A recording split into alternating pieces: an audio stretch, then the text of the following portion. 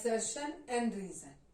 Assertion का मतलब, reason का मतलब। एसर्शन और रीजन दोनों ही चीजों में आपको एक एक स्टेटमेंट दिया जाएगा, ठीक है। एक स्टेटमेंट इसमें लिखा होगा, कोई स्टेटमेंट, और एक स्टेटमेंट यहां पर लिखा होगा, ठीक। सबसे पहली चीज तो आपको ये चेक करनी है कि ये जो दोनों स्टेटमेंट दिए गए हैं ये दोनों के दोनों ट्रू हैं या नहीं है, ठीक है। पहली चीज आपको ये चेक करनी है कि ये ट्रू है या नहीं है। अच्छा, जब आपने ये चेक कर लिया कि दोनों में से दोनों ट्रू है या नहीं है, उसके बाद दूसरी चीज आप क्या चेक करोगे कि ये जो दूसरा वाला स्टेटमेंट आपका है ये इस पहले वाले का रीजन हो रहा है या नहीं हो रहा है, ठीक है।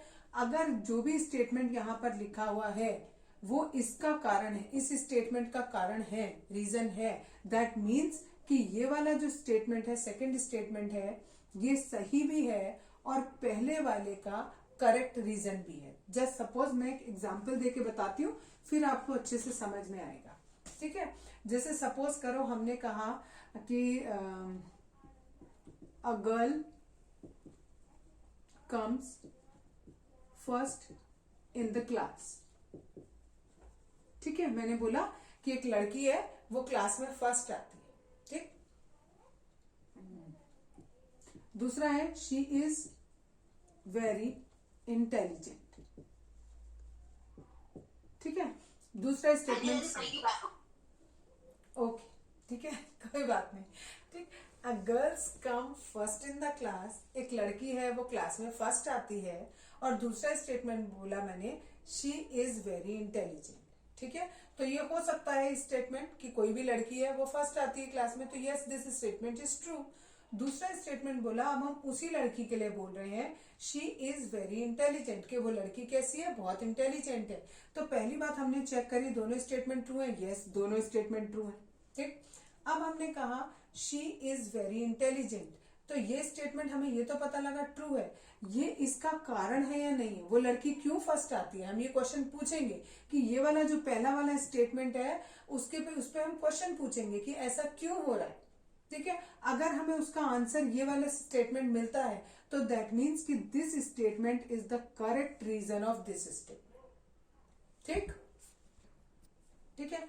अगर आपका ऐसा हो गया कि ये इसका करेक्ट रीजन आ गया, अगर सपोज मैंने लिखा होता यहां पर शी इज वेरी ब्यूटीफुल,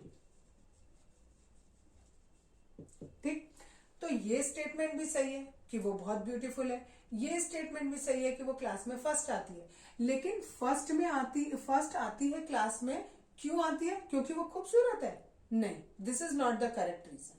वो खूबसूरत है इसलिए फर्स्ट नहीं आती है, वो बुद्धिमान है इसलिए वो फर्स्ट आती है, that is the correct reason, ठीक है। तो आपको 4 ऑप्शन दिए जाएंगे, ए बी सी और डी। इस ए वाले ऑप्शन में लिखा होगा बोथ आर ट्रू, ठीक है। ये अच्छा, ये उल्टा पुल्टा भी हो सकता है, ऐसा भी हो सकता है कि ये वाला ऑप्शन किसी और में दिया गया हो, आपको ध्यान से देखना होगा, ठीक है। पहले में लिखा है बोथ आर ट्रू एंड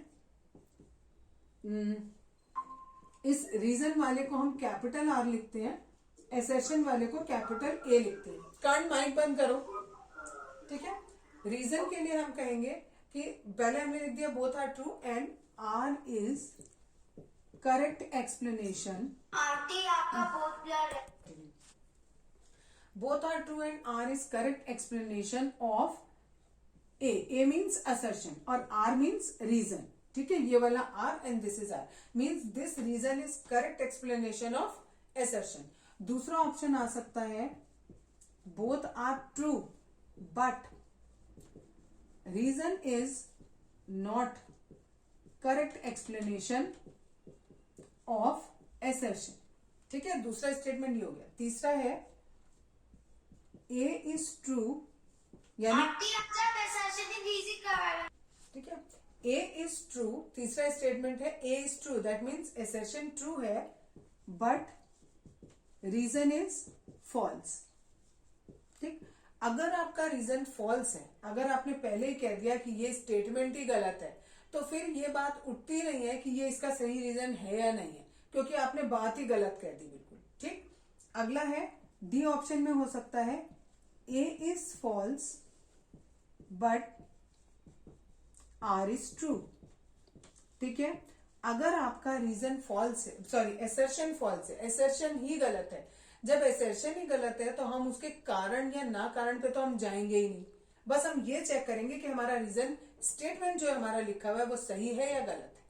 ठीक है, पहले ये 4 ऑप्शन क्लियर हो गए, इन चारों में से हमें बताना होगा। अब जैसे मैंने ये एग्जांपल लिया था आपको एसर्शन और रीजन का, पहले मैंने लिखा a girl comes first in the class, एक लड़की है वो क्लास में फर्स्ट आती है, रीजन दिया शी इज वेरी ब्यूटीफुल, तो ये तो गलत हो गया, तो हमारा एसर्शन ट्रू हुआ और रीजन हमारा क्या हो गया, फॉल्स हो गया। तो assertion is true and reason is false.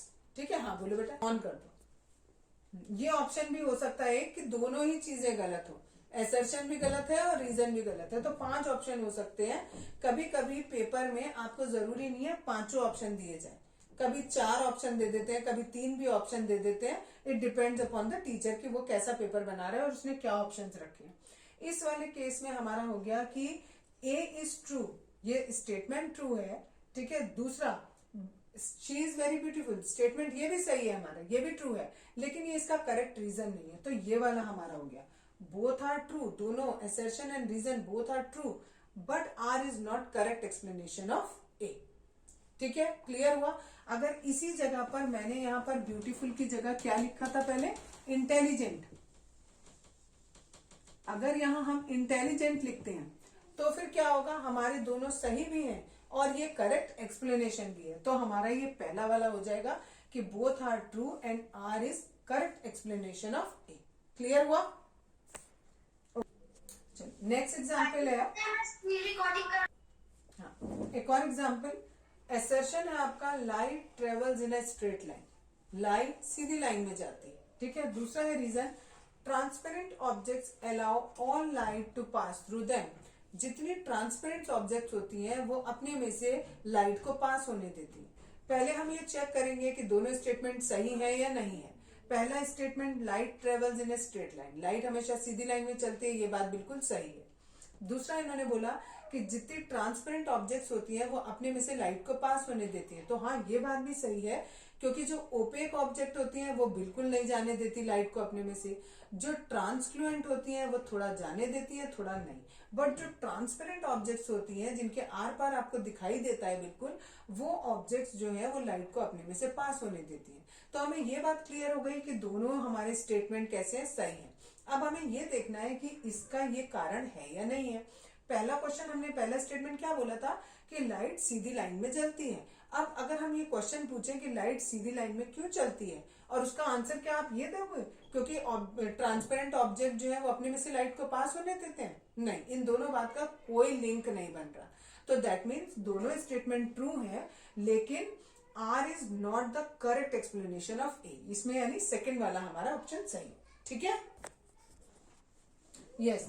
एक और एसेशन देखो, light can not bend along the tube, एक नॉर्मल सी ये ट्यूब है, अगर आप इस ट्यूब को ऐसे बेंड कर देते हो तो क्या लाइट भी बेंड होती है, नहीं, लाइट आपकी बेंड नहीं होती, यहां से लाइट जा रही है तो वो ऐसे चली जाएगी, वो ऐसे बेंड नहीं होगी। ठीक, तो इन्होंने लिखा है कि लाइट बेंड नहीं होती, तो इन्होंने ये बात सही लिखी है कि लाइट बेंड नहीं होती, यानी हमारा असर्शन सही है। उसके बाद इन्होंने लिखा रीजन में light travel in a straight line, light सीधी लाइन में चलती है, हमें ये बात भी पता है, तो यानी ये स्टेटमेंट भी सही है। अब हम क्वेश्चन करते हैं ये वाला कि लाइट ट्यूब के अलोंग नहीं चलती, क्यों नहीं चलती, क्योंकि लाइट कैसे चलती है, स्ट्रेट लाइन में चलती है, वही इन्होंने रीजन दे रखा है। दैट मीन्स कि ये इसका करेक्ट एक्सप्लेनेशन भी है, असर्शन भी सही, रीजन भी सही, और दोनों के दोनों मतलब जो रीजन है वो एक्सप्लेनेशन भी है, सही एक्सप्लेनेशन है असर्शन का। नेक्स्ट असर्शन है metal surface reflect more light than an object with dull surface, यानी मेटल का जो सरफेस है वो ज्यादा लाइट रिफ्लेक्ट करता है किसके बजाय, एक ऐसे ऑब्जेक्ट के बजाय जिसका डल सरफेस हो। यानी आपको दिया है एक ये मेटल है और एक ये कोई डल सरफेस है। ठीक है, डल सरफेस मीन्स आप समझ लो लकड़ी है, ठीक, जो शाइन नहीं कर रही बिल्कुल भी। तो वो कह रहे हैं एक तो मेटल है, मेटल पे अगर कोई लाइट पड़ेगी तो ये ज्यादा रिफ्लेक्ट होगी बजाय इसके कि ये डल पर पड़े, तो ये बात सही है या गलत है? तो यस, ये बात सही है, क्योंकि शाइनी सरफेस पर पड़ती है लाइट। आप देखते हो ना, सन की लाइट कहाँ पर ज्यादा चमकती है? जो सरफेस एकदम चमकीला होता है वहां फटाफट चमक के आती है, और जो बिल्कुल डल सरफेस होता है वहां पर सही से नहीं चमकती है। तो ये बात सही है कि मेटल सरफेस पे लाइट पड़ेगी तो वो ज्यादा रिफ्लेक्ट होगी। दूसरा पूछा, बोला है metal has smooth and shiny surface. जो मेटल्स होती हैं, जो मेटल्स होती हैं उनका सरफेस जो है वो स्मूथ होता है, बिल्कुल चिकना और चमकीला होता है। तो ये दोनों ही बातें बिल्कुल सही हैं। और इसका अगर हम रीजन देखें कि मेटल जो है वो ज्यादा रिफ्लेक्ट क्यों करता है, तो उसका रीजन ये अभी बताया मैंने आपको कि अगर सरफेस जितना शाइनी होगा, जितना स्मूथ होगा, वो उतना ज्यादा लाइट को रिफ्लेक्ट करेगा। तो इसका मतलब ये पहला वाला हो गया कि both are true and reason is correct explanation of assertion. ठीक है।